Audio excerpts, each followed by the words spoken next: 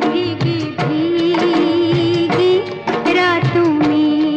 तेरा मुस्कुराना गजब हो गया, ये कैसा नशा है, ये कैसा असर है। जब से तुम्हें देखा है आंखों में तुम ही तुम हो। ये गाने हैं मोहम्मद रफ़ी के, जो उन्होंने गाए थे अभिनेता राजेंद्र कुमार के लिए। ऐ नरगिस मस्ताना, बस इतनी शिकायत है। और आपको क्या लगता है मोहम्मद रफ़ी ने इन गानों को सिर्फ गाया था?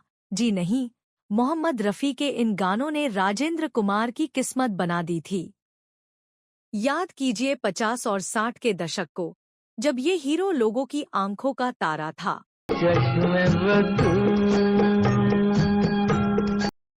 हसीनाओं के दिलों का धड़कन।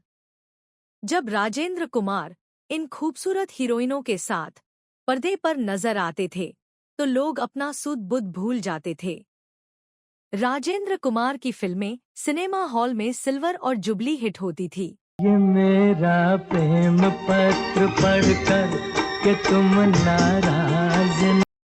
नमस्कार, इस एपिसोड में हम बात करेंगे मोहम्मद रफ़ी की, अभिनेता राजेंद्र कुमार की और संगीतकार लक्ष्मीकांत प्यारेलाल की।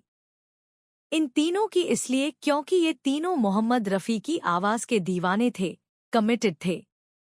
तो बात पहले जुबली कुमार, राजेंद्र कुमार की। मोहम्मद रफ़ी के उन गानों की जो तब पर्दे पर आग लगा दिया करती थी।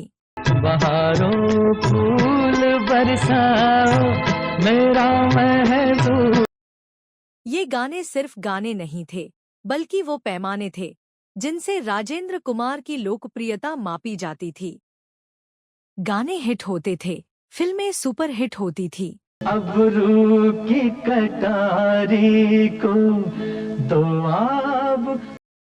राजेंद्र कुमार की फिल्मों की एक खासियत थी, उनकी ज्यादातर फिल्मों में लव ट्रायंगल होता था, यानी उसमें दो प्रेमी और एक हसीना होती थी, और वो हसीना राजेंद्र कुमार से प्यार करती थी। उदाहरण के लिए फिल्म संगम में वैजयंतीमाला उन्हें प्यार करती थी। दिल एक मंदिर में मीना कुमारी उन्हें चाहती थी। आई मिलन की बेला में वो सायरा बानो के हीरो थे। फिल्मों में प्रेमिकाएं तो राजेंद्र कुमार पर मरती थी। जरा देखिए।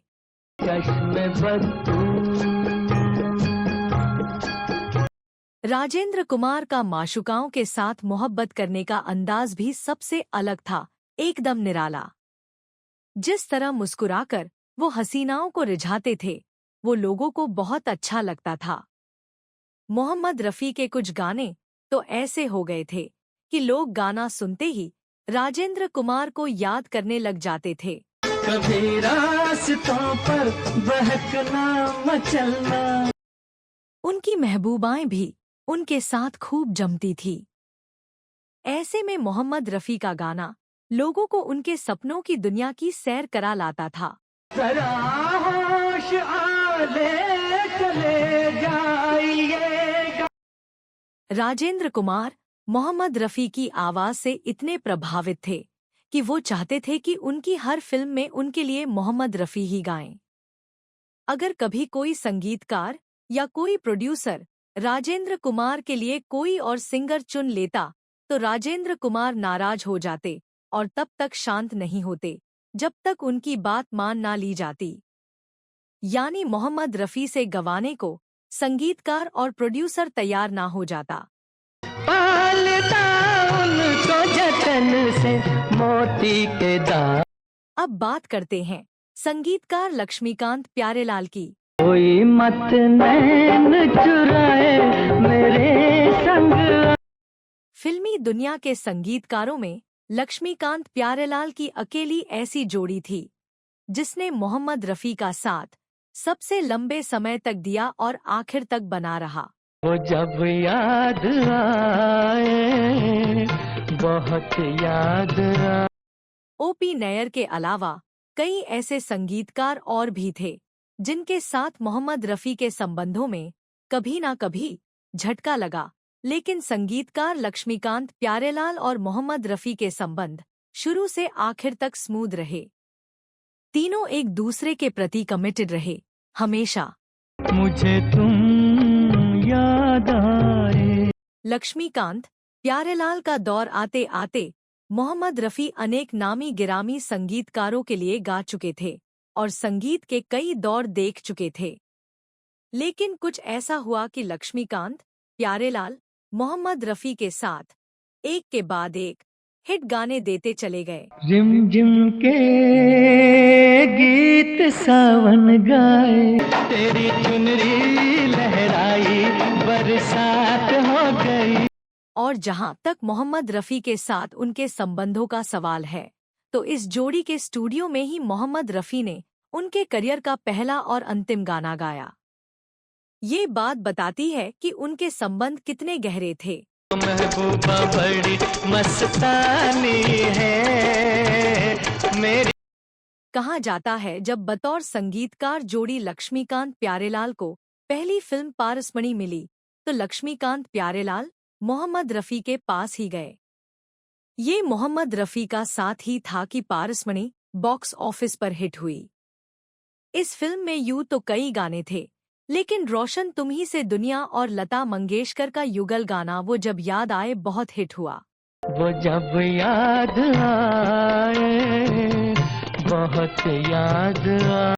पारसमणि में लक्ष्मीकांत प्यारेलाल ने इतने खूबसूरत गाने दिए, और वो भी उस दौर में जब संगीतकार शंकर जयकिशन, नौशाद, मदन मोहन, S.D. बर्मन, O.P. नैयर, चित्रगुप्त अपना बेस्ट दे रहे थे। कहा जाता है पारसमणि के गानों की रिकॉर्डिंग के बाद जब लक्ष्मीकांत प्यारेलाल ने मोहम्मद रफ़ी को 500 रुपए बतौर फीस दिए, तो उसे मोहम्मद रफ़ी ने उसे लौटा दिया। इसलिए नहीं कि ये रकम कम थी, बल्कि इसलिए कि उन्हें पता था कि दोनों संगीतकार संघर्ष कर रहे हैं और बतौर जोड़ी अभी अभी काम शुरू किया है। बस यहीं से जो रिश्ता बना वो अगले 28 साल तक बेरोक टोक चला। लक्ष्मीकांत प्यारेलाल के लिए मोहम्मद रफ़ी ने 173 फिल्मों में 369 गाने गाए, लेकिन कुछ गाने ऐसे थे जिन्होंने मील के पत्थर गाड़े, इतिहास बनाया, लोगों के दिलों में हमेशा हमेशा के लिए बस गए। उन गानों में एक था ये गाना, जाने वालों जरा। जाने वालों जरा मुड़ के दे। इस एपिसोड में आज इतना ही। अगर अब तक आपने इस चैनल को सब्सक्राइब नहीं किया है, तो अब जरूर कर लें। अब हमें आज्ञा दीजिए। नमस्कार।